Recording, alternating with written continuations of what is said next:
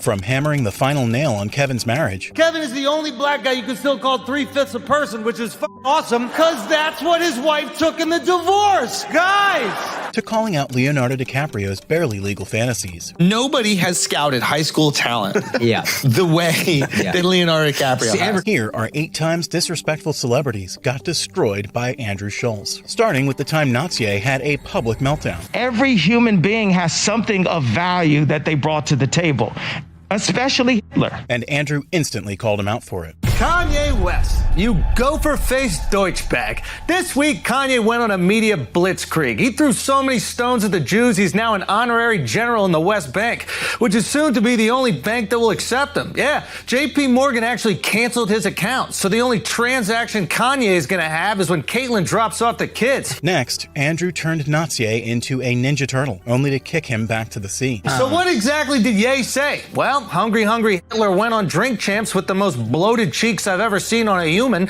The guy looks like a Ninja Turtle just had a root canal and proceeded to spout off more hate than a West Virginia water fountain. He claimed George Floyd was killed by fentanyl. Wrong. Not stopping there, Andrew put Natsier's friendly fire racism in his scope. Kanye, we have video evidence of a throat getting crushed, and don't worry, Kim's not in it.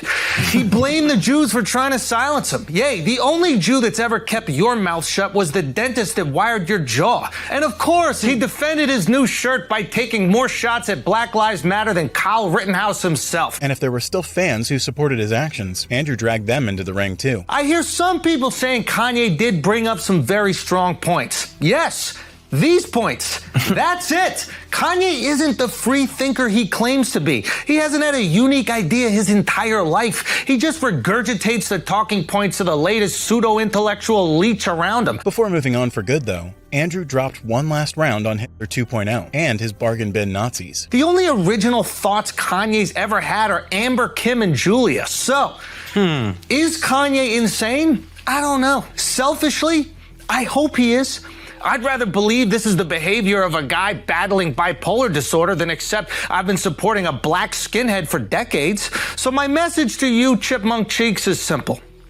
Get better. While Kanye deserved 100% of the blame, Andrew couldn't stand when his favorite city got blamed for the oily actions of one evil man. LA, I got tired, man. I got tired of the media trying to smear this great city. Every time I turn on the TV, they're saying you're a bunch of criminals, drug addicts, and pedophiles, and it's bull. That is not the whole city. That is a very small, specific section of the city. It's called Diddy's house. That is, listen. And Andrew's next home run hit against Diddy caught Shohei Ohtani in an unexpected foul. If Diddy go to jail, what's the over-under? Someone asked Shohei Ohtani.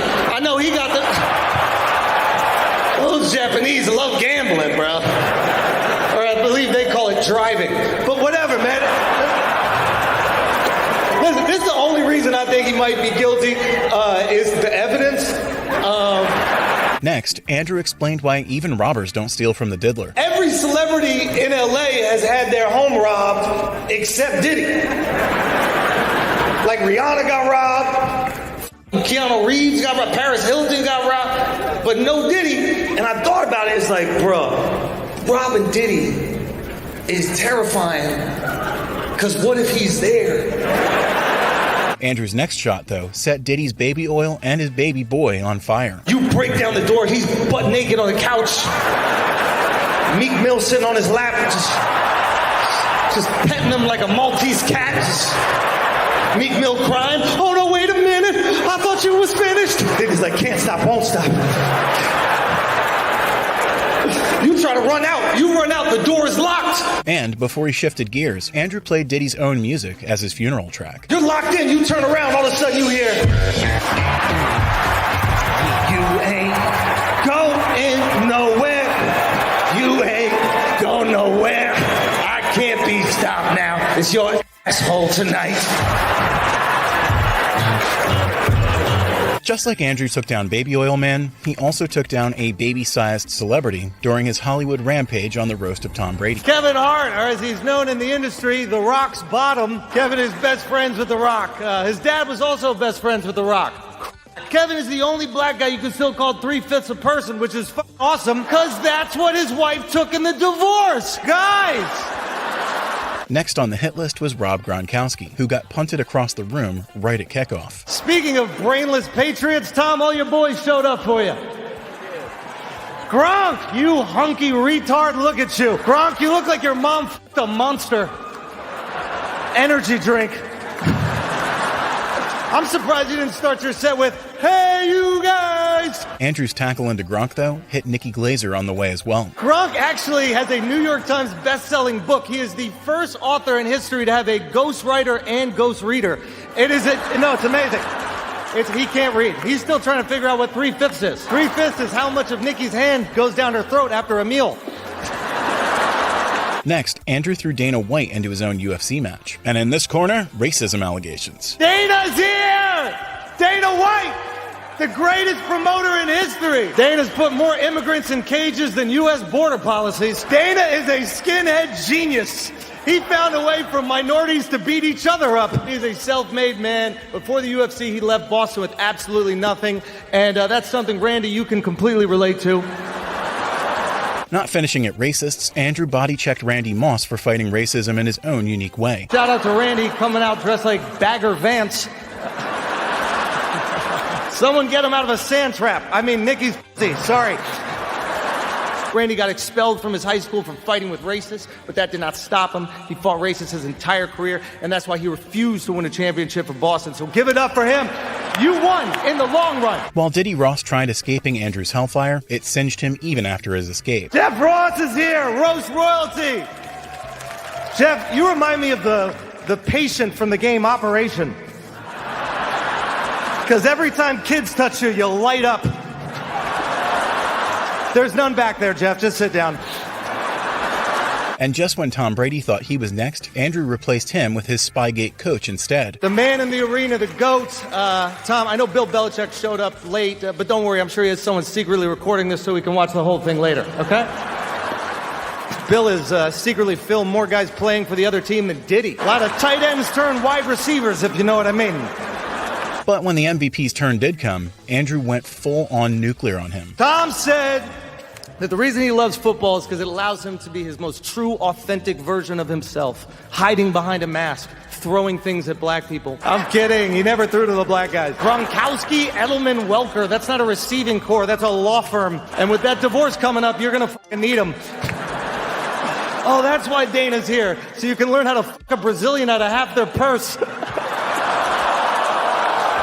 While Tom got annihilated for his girlfriend leaving him, Leonardo DiCaprio, on the other hand, got eviscerated for constantly getting new ones, like people get new iPhones every year. Have we talked about Leonardo DiCaprio's incredible taste in young Have we discussed his impeccable rookie signings? I'm trying to think of somebody that has had this much success. Like the Warriors. Yeah, the Warriors. Yeah, maybe the Warriors. Yeah. Bill Belichick. Mm-hmm. Like, who's Nick signing? Saban, because he gets them out of high school and they're just ready. And Coach DiCaprio's humiliation wasn't stopping anytime soon. He's Nick Saban. I mean, like, nobody has scouted high school talent the way that Leonardo DiCaprio See, and recruiting. He recruits. You know what I mean? Like, that guy's a recruiter. You know what I mean? They're ready. Literally every recruit coming back to back. Like, you said in back or on back? Both. Okay. Closing the DiCaprio chapter for good, Andrew turned the Wolf of Wall Street into the Werewolf of sophomore college. We've seen you turn into the fucking Werewolf of Wall Street, bro. We've seen you in that full moon come out, my boy.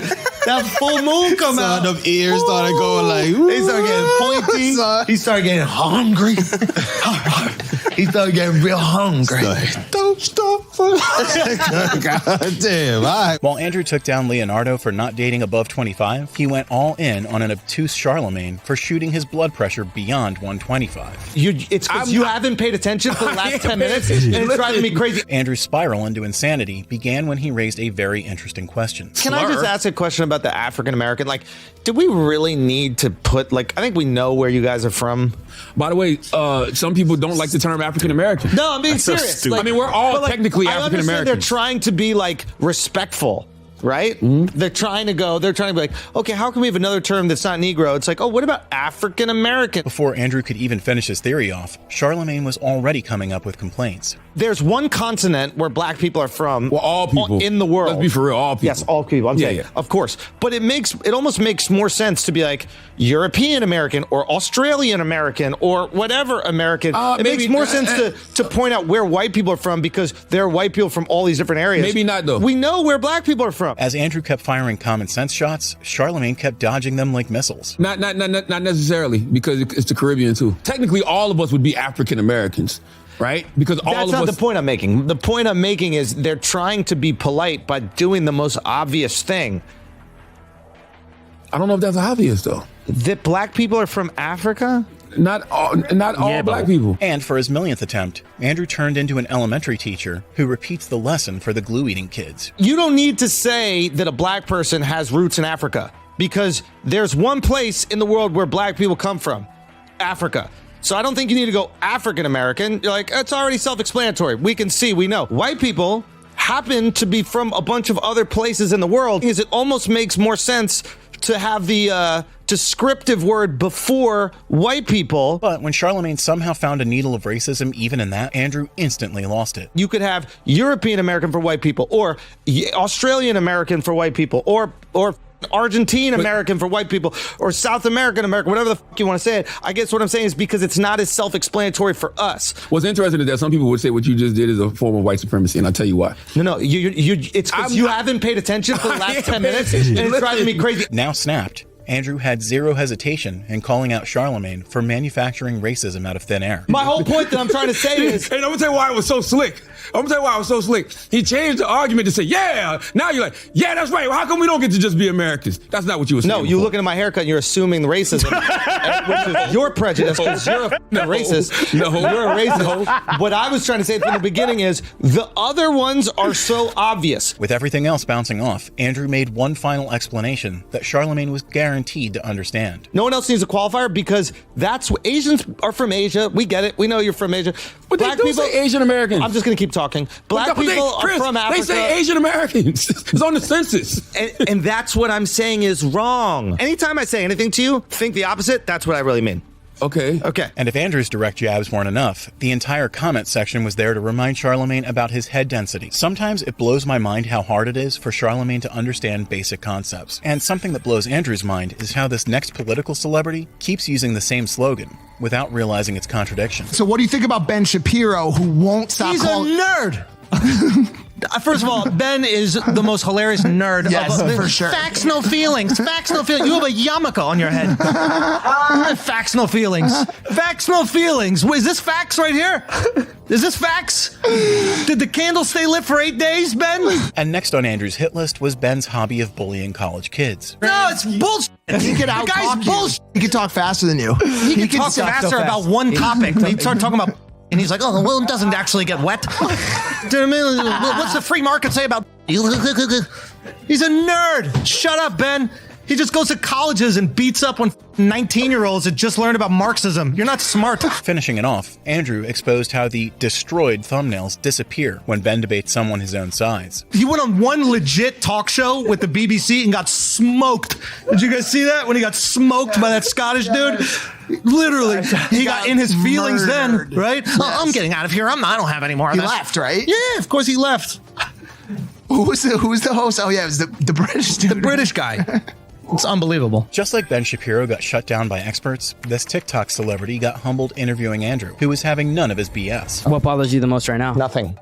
Nothing bothers you? You looking at your phone while we're doing this interview, and everybody's seeming disinterested. Were you looking at notes or texting girls? Notes. Yeah. What do you mean? Me taking time out of my day to do this and then feeling like I'm forcing you guys to do the podcast. I've never been more excited to do a podcast. Say again? I've never been more excited. I'm sorry. Don't apologize. But when Steiny thought he was joking around, Andrew quickly smacked him back to reality. You don't have to apologize. You asked me what annoyed me, and I gave you an honest answer. Wait, are you being serious about that? Yeah, that annoyed me. Really? Yes. So if someone... Is that surprising to you? Well, if I'm looking at my notes, I have some things personally that I wrote that I wanted to ask you. Not on there. Okay. So I can't look at that and then ask you that? I mean, you can, I guess. What if someone in the audience is on their phone when you're doing that? Then they're going to get the same treatment you got. Later, when Whiny kept whining about everyone they discussed, Andrew dismantled his entire persona. Have you met Izzy? No, but Not really, what do you no. think of his vibe? Bro, he's the best. His vibe's I dope. saw him make a comment at a press conference where he was like, yo, I'm going to do a TikTok dance once I beat you. Yeah. And that really just like made me not a fan anymore. Is this your character? Are you like the hater or something? Like what's... Who am I hating on? I'm just like, I'm trying to understand. Like, You're hating on Izzy for doing TikTok dances when you do TikTok dances. No, with like I Gabe. love. And it didn't take long for the entire podcast to eventually get caught in Andrew's blast radius. Are you guys friends with each other? Yeah. Like, Why, you don't genuinely? get that vibe? Yeah. No, Why not? because the chemistry is weird. Well, There's almost none of it. Why do you say that? I don't know. It's just I don't get it.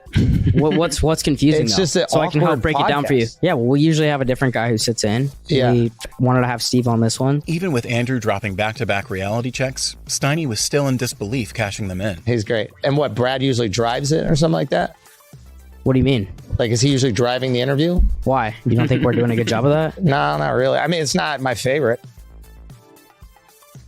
Is this a joke? I don't understand. I don't know. Like, are you guys having a good time? I was until that comment. Is this what it's normally like? As if he hadn't embarrassed himself enough already, Steiny's next line exposed his zero prep research. You think I'm doing this for clicks? Even the way your voice sounds when you say it isn't real. Are you Do serious? you think right you're now? being real? I'm just asking try to you. be I you. mean, I'm supposed to be connected with you as Mish Bukha right now, but like you're coming at me, so I'm curious. He thinks I'm Jewish. You are, aren't you? No. Oh, no, you're done. Take a lap. Fuck. Go take a lap, bro. But the real highlight of the podcast came when Steiny exposed his own note-taking lie that started it all. Do you think that I gave you a fair shot in the beginning? You did, but I sent a text during the pod, and I think that's when it turned. Is Right. that when it turned? Maybe. I don't know. Your line of questioning after that wasn't great. But I do sense that you're playing a bit of a character, and I don't have as much of a tolerance for characters as I do for authenticity. Before quitting the interview for good, though, Andrew dropped one last nuke that got Steiny rethinking his career choices. But can you give me an example of when you felt that I was playing a character? I think you need attention. I think you're doing anything you can to get attention. And right now you're making this podcast about you, which is the most boring part of the conversation. We have much more interesting people to discuss whose lives are more fascinating. No. Oh, fuck. I don't ever want to do a podcast again, straight up. Steiny lied about taking notes and got roasted, similar to R. Kelly, who left evidence everywhere and still acted confused, which is why Andrew and his friends gave him a taste of his own medicine. It has just been, I guess, brought to people's attention that R. Kelly f***s kids. What? Wait. It seems in the last couple days, the world has somehow put together the mystery that is, does R. Kelly f*** kids? Now, hold on. I am blown away. And R. Kelly's true fans were in disbelief over the evidence. This doesn't sound like the R. Kelly I know. I know. I'm shocked. I know an R. Kelly that produced a whole album called A&J Nothing But a Number for a 15-year-old girl. That's the type of R. Kelly I knew. That doesn't sound like the R. I didn't even know what that was referring to. I just thought that meant... I thought it was a metaphor. I thought it was Me like a too. sports metaphor. You know what I mean? The more they discussed, the harder it got for Akash and Andrew to cope with R. Kelly's downfall. You can play late without thinking about retirement. I'm aware. AJ, nothing but a number. Muhammad Ali, Nothing come but a back. number. I thought like Michael Jordan, come back. Tom AJ, Brady. nothing but a number. I thought he wrote a song about Tom in the future before Tom ever achieved these goals. That's really where I thought it was very meta. Flabbergasted. I know. This is. I need a minute. Listen, we can all take a minute. And R. Kelly's false accusers got their share of humble pie, too. I remember when the tape came out where he was having sex with a 15-year-old girl. Yeah, peed on her. And I thought she peeing on was the girl. 51. No, not 51. Oh my God. No. People jump to conclusions. How do you jump from the conclusion of have sex with a 15-year-old girl on video and you're into little girls? Before they moved on, though, congratulations were due for the Sherlocks on Twitter, who solved the R. Kelly mystery. It would take a master detective, and that's really what Twitter is. Yeah. A masterful detective to put all these data points together, crunch them today and yesterday. They've really noticed what it was, and there's no possible way that they could have noticed it beforehand, but not at all. There's no it's not like there's any evidence out there showing that Andrew always hunts down disrespectful celebrities, no matter how big they are.